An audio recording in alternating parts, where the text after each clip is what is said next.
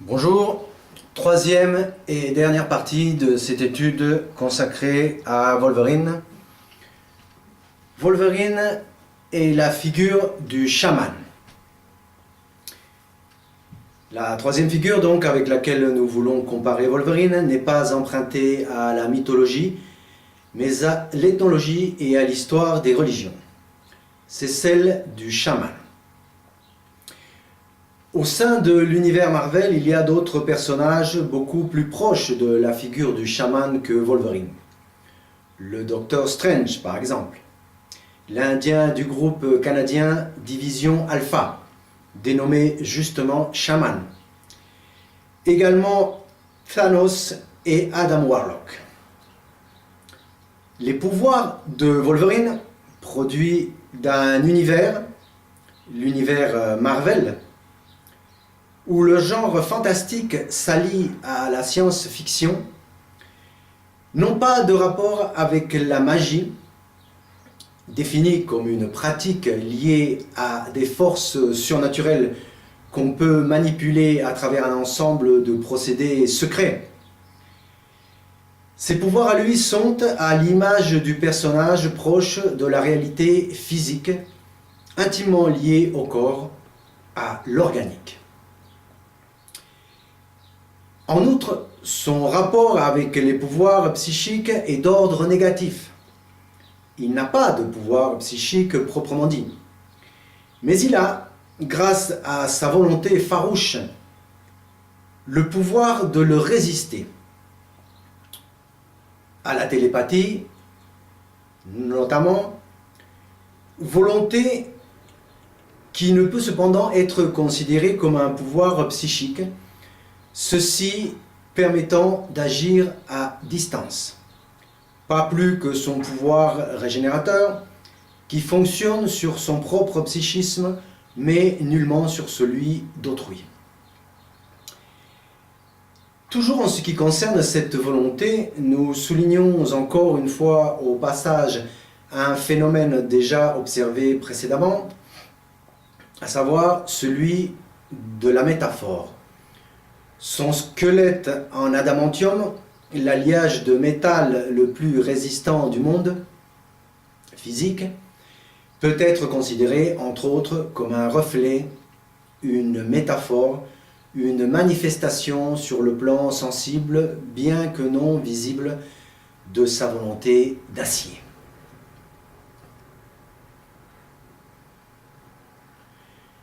Le terme chaman est emprunté à la langue tongouse, Sibérie. Ouvrez les guillemets. Sam est une racine altaïque signifiant s'agiter en remuant les membres postérieurs. Saman est un mot de la langue evenki qui signifie danser, bondir, remuer, s'agiter, fermer les guillemets. Le chaman serait donc celui qui est en mouvement. Peut-être une référence à sa danse exécutée durant l'état de transe, danse qui imite souvent les mouvements de certains animaux ou à ses voyages, entre guillemets.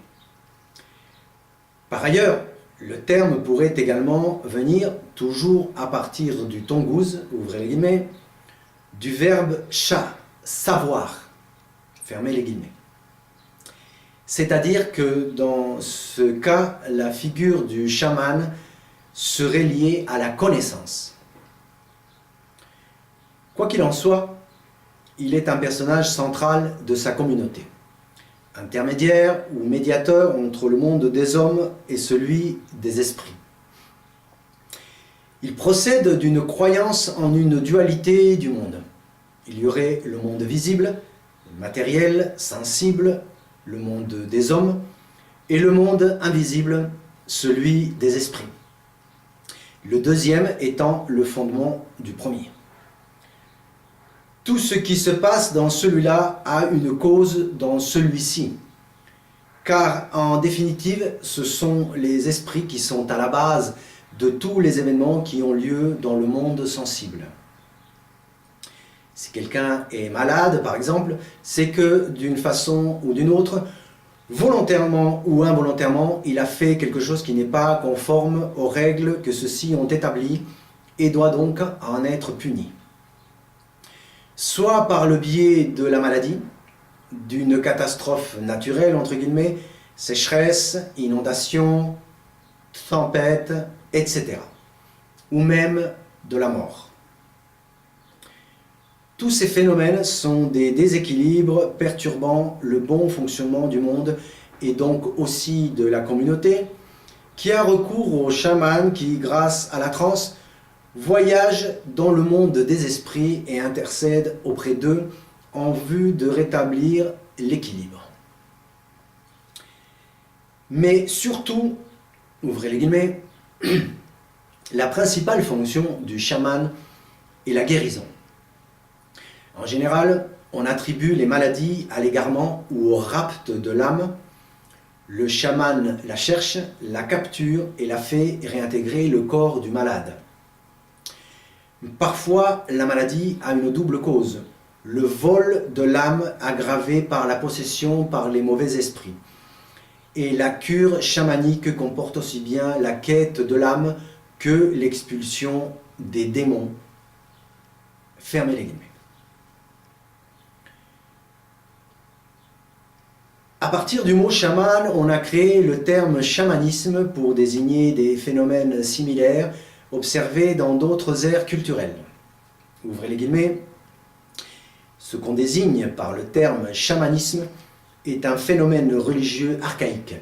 Il semble attesté depuis le Paléolithique et universellement répandu. Il est plutôt exceptionnel en Afrique. Mais le chamanisme, dans le sens strict du terme, domine surtout en Asie centrale et septentrionale et dans les régions arctiques. Fermez les guillemets. Une fois de plus, l'initiation est une des caractéristiques principales du chamanisme. Le chaman sera appelé à sa vocation très jeune, adolescence, durant une période de crise où il montrera un comportement étrange, voire même pathologique. Ouvrez les guillemets. La maladie déclenchée chez le futur chaman par le sentiment angoissant qu'il a été choisi et par ce même valorisé en maladie initiatique. Fermez les guillemets. Cette, ouvrez les guillemets, folie des futurs chamans, leur chaos psychique, signifie que l'homme profane est en train de se dissoudre et qu'une nouvelle personnalité est en train de naître. Fermez les guillemets.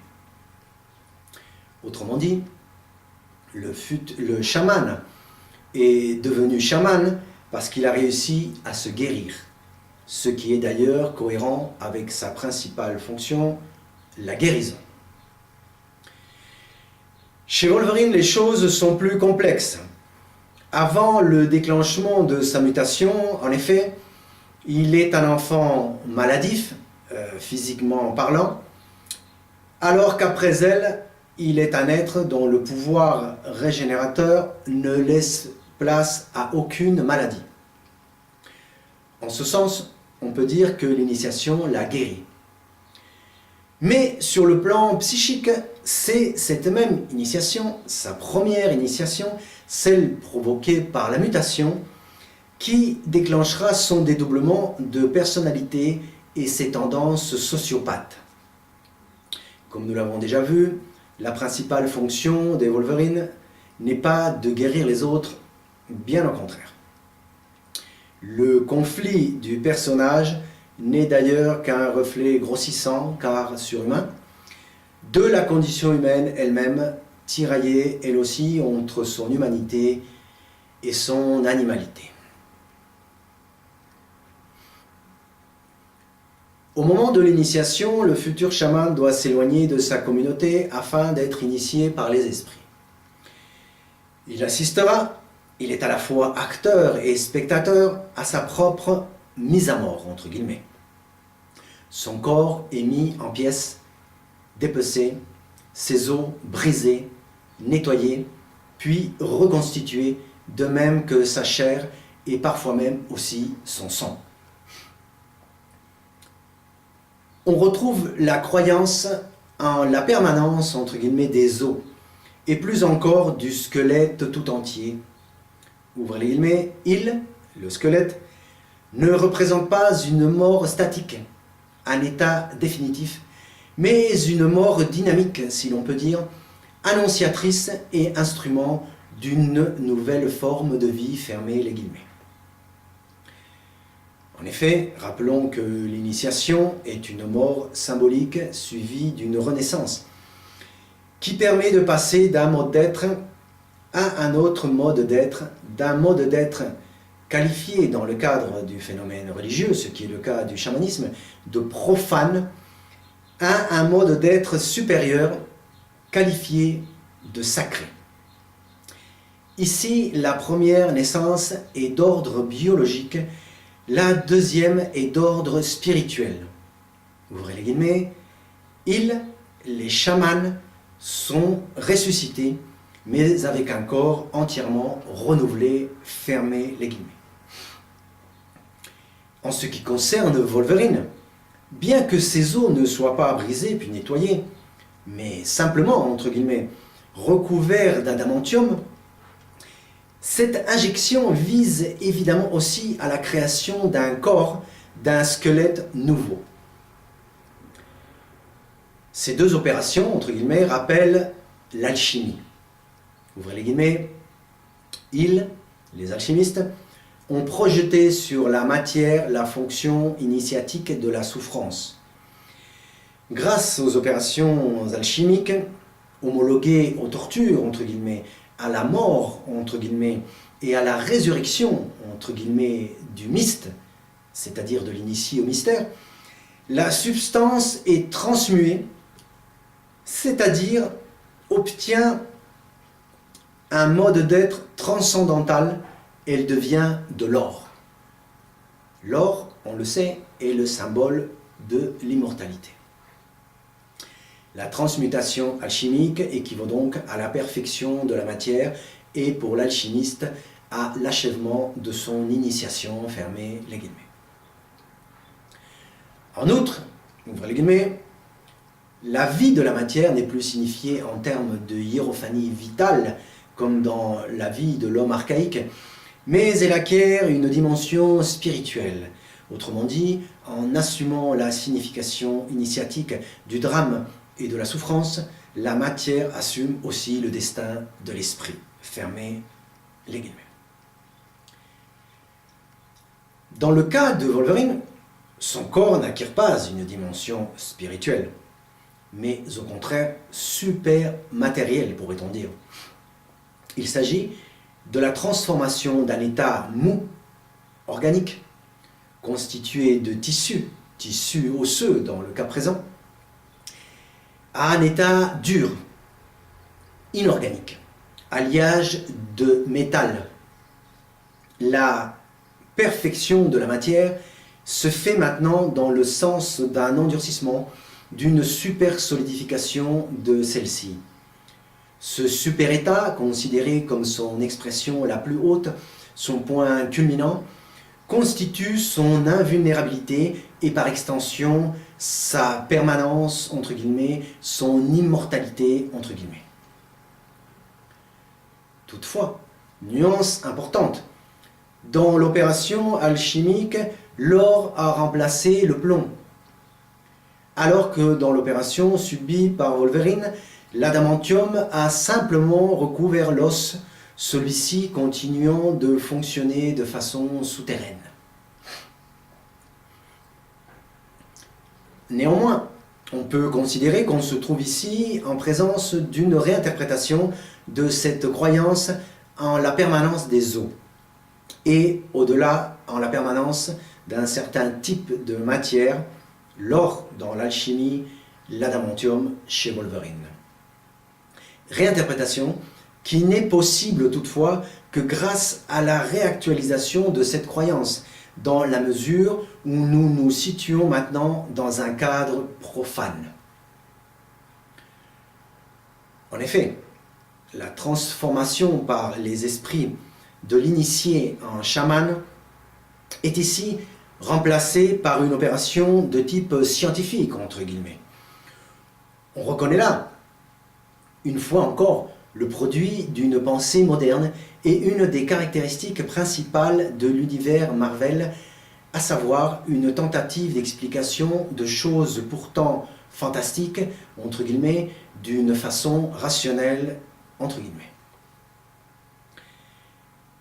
Étrangement, Wolverine rejoint par là un autre super-héros de l'univers Marvel, avec lequel on aurait pu penser a priori qu'ils n'avaient aucun point commun. Iron Man. L'armure de celui-ci n'étant en fait qu'un squelette externe, ou exosquelette, comme celui des arthropodes. Le squelette de notre personnage étant, lui, une armure interne. Ces deux armures étant le produit de la technologie.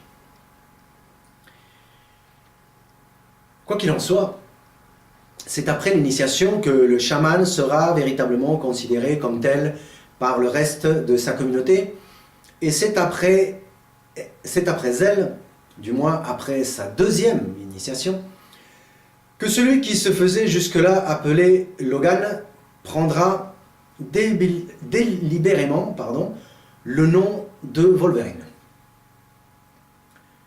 Le problème chez lui, c'est que son initiation, contrairement à celle du chaman, n'est pas réussie. En effet, la première dualité, humanité-animalité, créée à l'adolescence au cours de la première initiation, se doublera d'une deuxième dualité, pouvoir de régénération versus adamantium, créée à l'âge adulte par la deuxième initiation. Double dualité donc. Dans ce deuxième cas, on se situe dans la thématique ultra classique des implications morales des découvertes scientifiques et de leurs applications technologiques, débats du type science sans conscience, etc.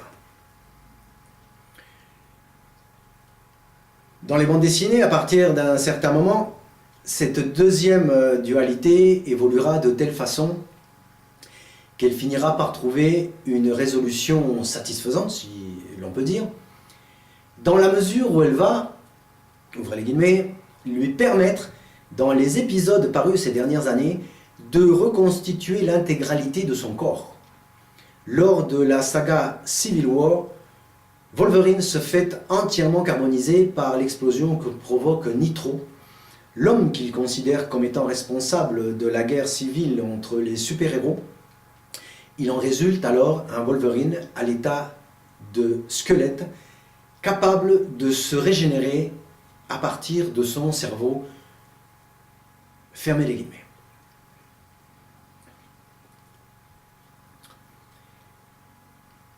Si ce squelette avait été fait d'os, il aurait été comme le reste du corps, entièrement carbonisé. S'il a pu se régénérer malgré tout, c'est donc grâce au noyau dur et pour ainsi dire indestructible de l'adamantium. Autrement dit, ce qui avait été jusque-là la source de sa destruction devient la source de sa renaissance. Ce qui le rend plus fort le fait renaître.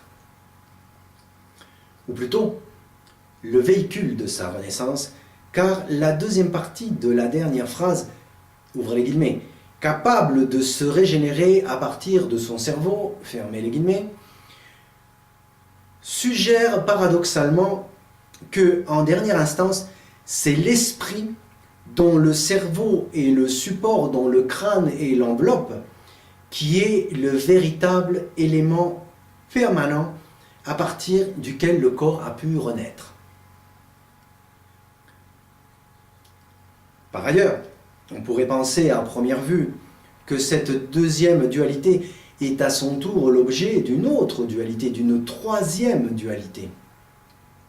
On pourrait penser qu'outre le conflit entre l'adamantium et le pouvoir régénérateur, dichotomie organique, elle crée une dichotomie au niveau de son être même, ontologique. Car d'un côté, le pouvoir régénérateur possède, de par sa nature même, les qualités de la flexibilité, du changement, de la transformation, de l'impermanence, du devenir. Et de l'autre, le pouvoir lié à l'adamantium possède, lui, les qualités de la rigidité, de la stabilité, de la fixité, de la permanence, de l'immobilité.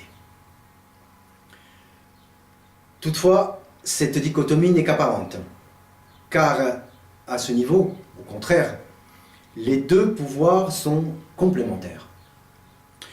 Tous deux concourent, l'un à travers une transformation permanente quasiment à l'identique, l'autre à travers la quasi-immutabilité, à la longue durée, à la permanence, à l'immortalité, entre guillemets.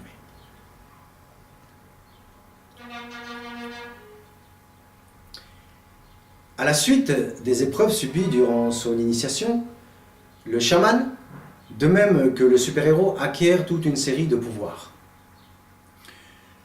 Le premier de ces pouvoirs, celui qui le caractérise car il est à la base de tous les autres, c'est sa faculté à entrer en état de transe. Du point de vue chamanique, cette faculté consisterait en la capacité de l'âme à sortir du corps et à voyager, soit aux enfers, inframondes, soit au ciel, en vue de rencontrer les esprits, les âmes des gibiers, des morts, des malades, etc. Cet état lui permet d'expérimenter un certain nombre de pouvoirs. Nous nous contenterons d'en citer deux, car situés parmi les plus importants et liés à ceux de notre personnage. Tout d'abord, celui consistant à s'approprier l'esprit d'un animal, l'animal-esprit, avec lequel il doit d'abord lutter, mais qui ensuite l'accompagne et le protège dans ses voyages au monde des esprits.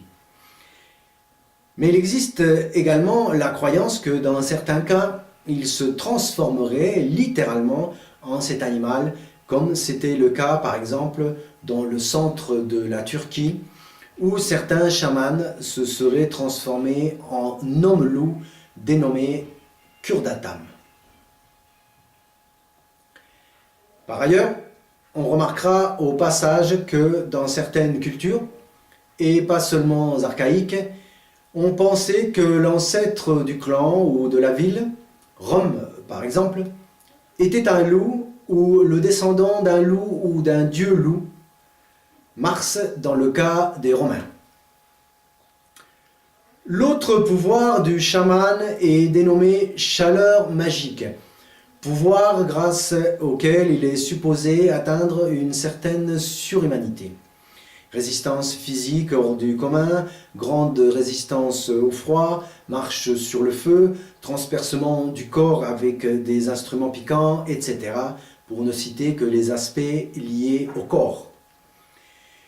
Cette chaleur, ce feu intérieur, est évidemment à mettre en parallèle avec la chaleur guerrière ou colère qui donne aux guerriers la capacité de transcender la condition humaine ordinaire par, ouvrez les guillemets, l'obtention d'une certaine puissance psychophysique, fermez les guillemets.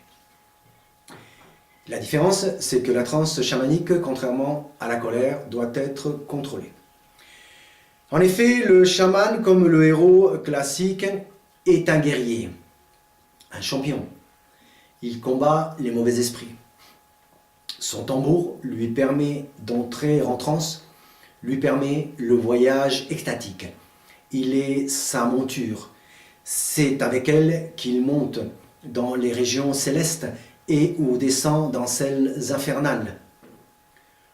Son costume, très lourd, est également une cuirasse, une armure, et souvent il tient des armes dans ses mains, lance, arc, épée, etc. Mais c'est un combattant appartenant à la première fonction, la fonction spirituelle. Ouvrez les guillemets.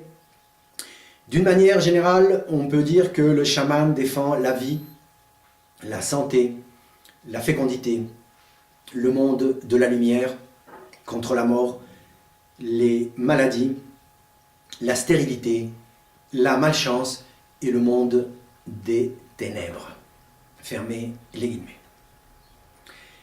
Alors que le héros est un combattant appartenant à la deuxième fonction, la fonction guerrière, qui, bien qu'ayant droit, ouvrez les guillemets, à toute la partie magique du savoir, fermez les guillemets, n'a cependant, ouvrez les guillemets, aucun droit au sacerdoce et pas davantage à la royauté.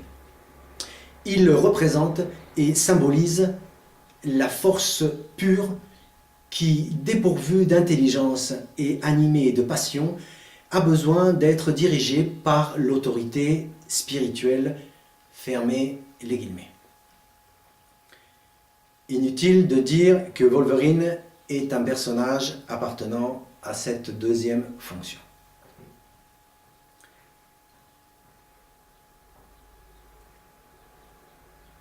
Cette idée peut se résumer sous toutes les formes que nous avons vues dans cette étude. Il n'atteint presque jamais à la dimension d'un loup bleu céleste. Il n'atteint pas non plus vraiment à celle d'un véritable protecteur. Il est un samouraï raté. Ces deux initiations sont également ratées. Son immortalité, entre guillemets, n'est pas une véritable immortalité. Elle n'est qu'une longue vie sur un plan purement physique et n'a rien à voir avec l'immortalité divine. En somme, nous pourrions résumer la personnalité de Wolverine en reprenant la figure de la Lune. Nous avons déjà vu son association avec elle et le symbolisme de celle-ci lié à la transformation, aux métamorphoses, au devenir. Mais la Lune possède également un autre symbolisme qui l'associe au Soleil. Ouvrez les guillemets. La Lune est privée de lumière propre et n'est qu'un reflet du Soleil, fermez les guillemets. Wolverine, en effet, n'est pas un héros solaire, comme l'est par exemple Superman. Ce qui signifie, premièrement, que le personnage a de grandes zones d'ombre, entre guillemets, et deuxièmement, qu'il a besoin, comme la fonction guerrière a besoin de la fonction spirituelle, de la lumière d'un autre astre pour l'éclairer et éclairer.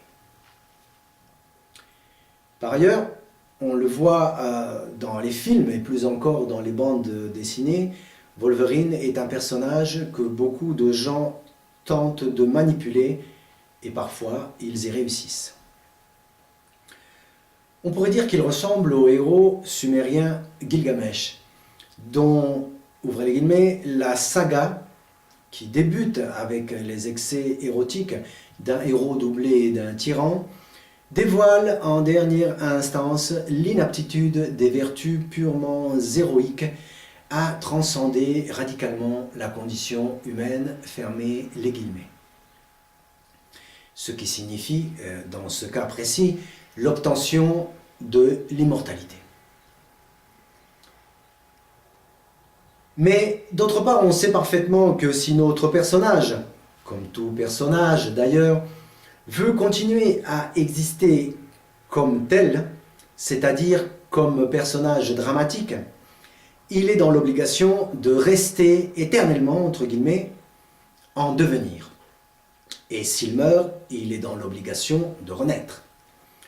Le propre de n'importe quel personnage d'une œuvre de fiction, quelle qu'elle soit, étant de fonctionner par et dans le conflit, aussi bien externe qu'interne. Ce dernier, surtout, créant une incomplétude, entre guillemets, aspirant à la complétude, également entre guillemets bien sûr, comme le désir à travers le manque aspire au plaisir. Si cette complétude, entre guillemets, est réalisée, le personnage meurt définitivement, il cesse d'exister. Voilà, et c'est tout pour cette étude consacrée à Wolverine, fin de la troisième et dernière partie. Je vous remercie beaucoup de votre attention. Simplement pour vous dire que cette étude, vous pouvez la retrouver dans son intégralité dans mon blog www.alvaro-obregon-itura.tumblr.com. Donc vous y retrouverez l'intégralité de cette étude, ainsi que toutes les sources que j'ai utilisées pour l'écrire. Toutes les créations qu'il y a dans ce blog sont en deux versions, la version française, une version française et une version espagnole. Eh bien, j'espère vous retrouver bientôt pour une autre étude consacrée à un nouveau super-héros. Merci encore pour votre attention et à la prochaine.